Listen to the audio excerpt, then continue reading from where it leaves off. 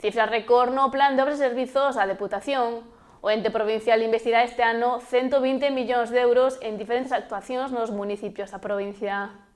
O ano arranca con moita actividade nos concellos, hai moitos trámites que adiantar e as corporacións da provincia deben de dar luz verde ás propostas para investir os cartos asignados para cada localidade no Plan de Obras e Servizos da Deputación da Coruña. Este 2026 será un ano de récord, xa que este programa baterá os seus datos. Cifra récord da Deputación.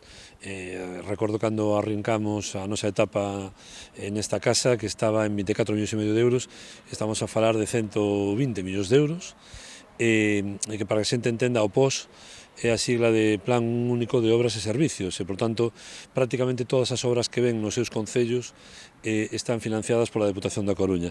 Vexan o cartel ou non vexan o cartel, pero aí financiamos dende as nóminas da escola infantil hasta as facturas dos alumeados, hasta a renovación dos pavimentos, a implementación de un alcantarillado, a construción dunha depuradora, a mellora de beirarrúas, en definitiva, prácticamente todo o que fan os concellos, ou unha moi boa parte das inversións que fan o concello, se fan con cargo a este plan. Por iso a importancia de haber pasado de 24 millóns de euros a 100 millóns de euros.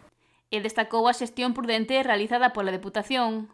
Sin pedir un céntimo prestado a ninguna entidade bancaria, debemos 0 euros aos bancos, polo tanto, a capacidade de xestión se acredita con estas cifras, non? Estamos a falar de que fomos quen de revolucionar internamente a casa, de prescindir de gastos superfluos, de liñas de subvencións que eran moi elitistas, que iban orientadas a colectivos mínimos e concentralo nos concellos que teñen falta de financiación e, polo tanto, darlle resposta ás necesidades dos veciños e veciñas, neste caso de Barbanza. Non? Axudas que son vitais para dar forma a proxectos importantes para os municipios e claves para os concellos co menor número de habitantes. Non sei o orzamento exactamente de Lousame, pero que terá un orzamento de preto de 3 millóns de euros ou máis ou menos.